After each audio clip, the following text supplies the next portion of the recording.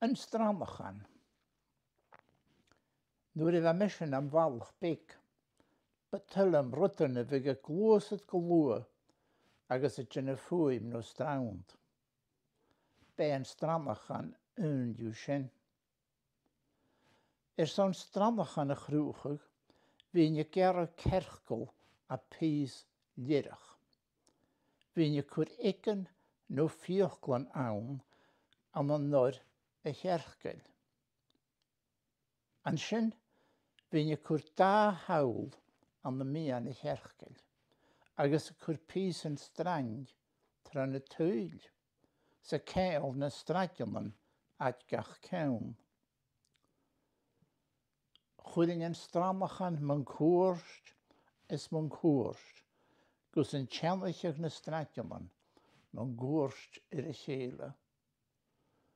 Nuair a chluid na stradjaman ashtar eerst, vig an Stranachan a tjúnda go lua agus a djinna straund vór vria.